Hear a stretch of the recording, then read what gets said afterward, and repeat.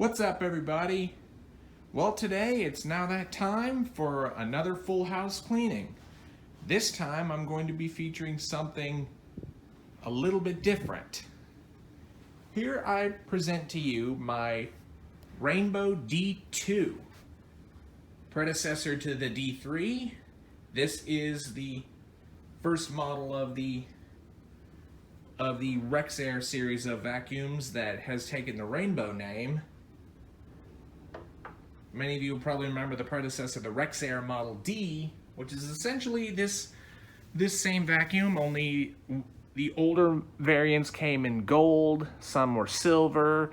When the D2 came out, the early models did come in this bronze color. And the D2 was also the first of Rexair's machines to actually use an electrical hookup to run a rotating power brush. Looks like I got my little audience with me. But anyway, at a quick disclaimer I would like to point out before I start the video. At the time of shooting this video, this particular power brush is actually not original to the machine. I do have a period correct power brush that I did buy that hasn't shown up yet. But this video, even though it's a full house cleaning, this is actually going to be my first time giving this thing its first official test run after unboxing. And I did the same thing like you should do to every Rainbow before you start vacuuming with it. I pull this out real quick. I filled the basin up with water because that's the filter that these things use. I'm sure a lot of people know that by now.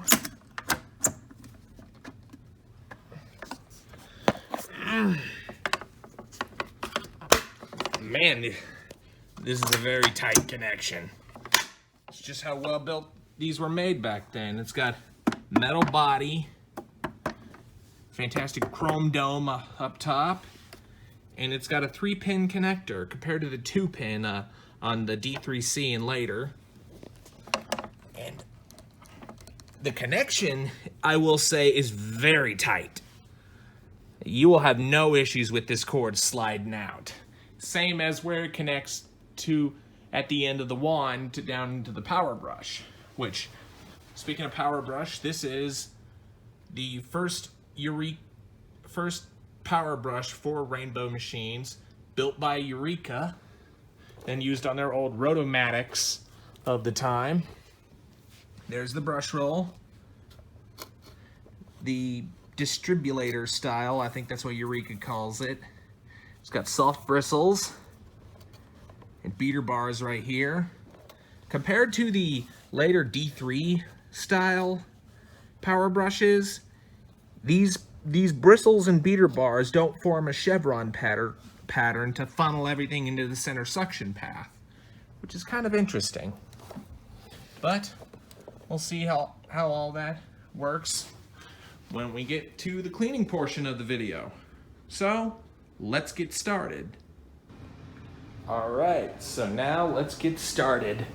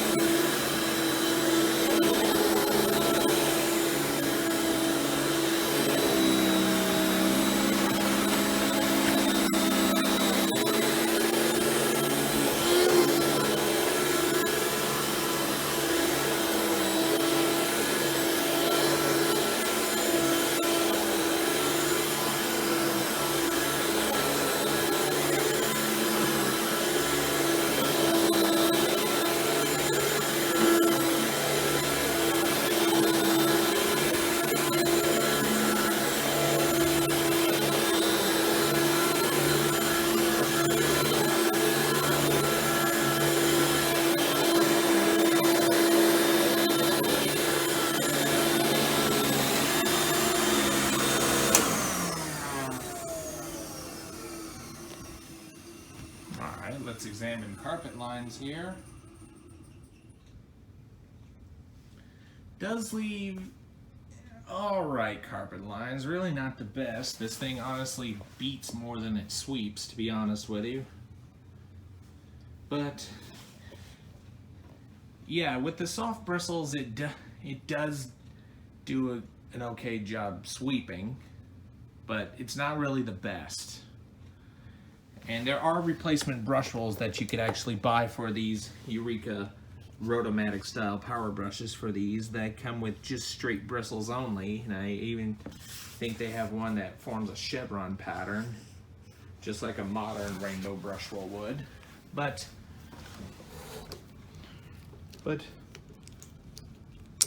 somewhat respectable performance for something of this age. But so let's move on.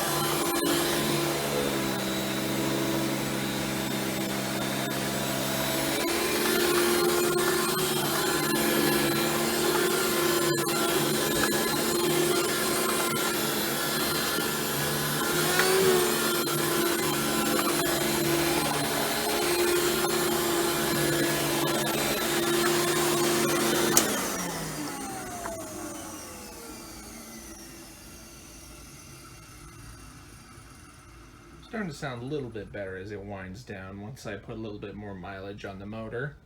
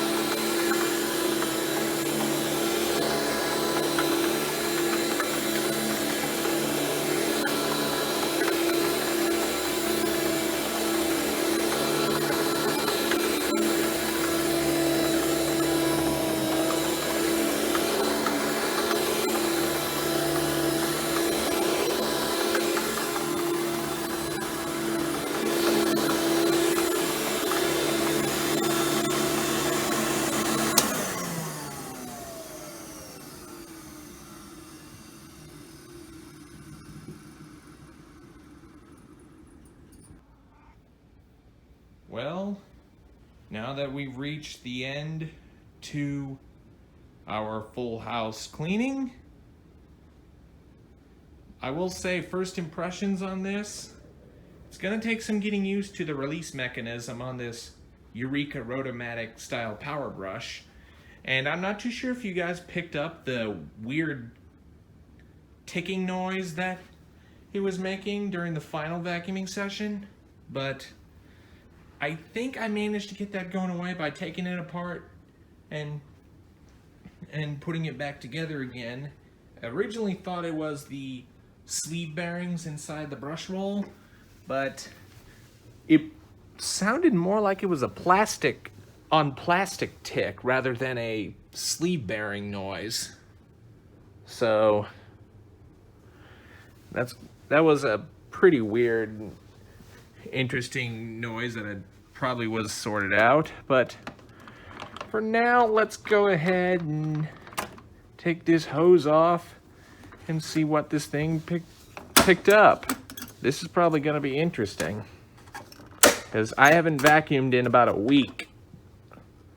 Okay, whoa. Look at that. I'm not too sure if you can pick this out or not. Let me see if I can manage to take it out of the water wheel caddy without spilling any water all over the place. But look at this. The water has pretty much turned black. This is crazy. The performance of this old D2, it's about as good as a D3, I will say. Now keep in mind, this has the metal water separator compared to the plastic ones on later models. Yeah, a little bit of water accumulates around the sealing gasket, but not that big a deal. I'll wipe that out a little bit later. But this amount of dirt pickup is just crazy. Once you're all done emptying the water basin, just set it up by a little spot to dry and make sure the motor unit's off the water basin so it gives the water basin a chance to dry out, and the moisture that evaporates out won't get up into the motor and damage your bearings, thus increasing the life of your motor. And once everything has dried out, you can simply just put the motor unit back on the water basin, and then it's ready to go for the next time you use it, with the exception of filling up the basin for the next time you use it. So I hope you've enjoyed this full house cleaning of this Rainbow D2. Be sure and stay tuned, and don't forget to like, rate, comment, and subscribe. Thanks for watching, and we'll see you next time.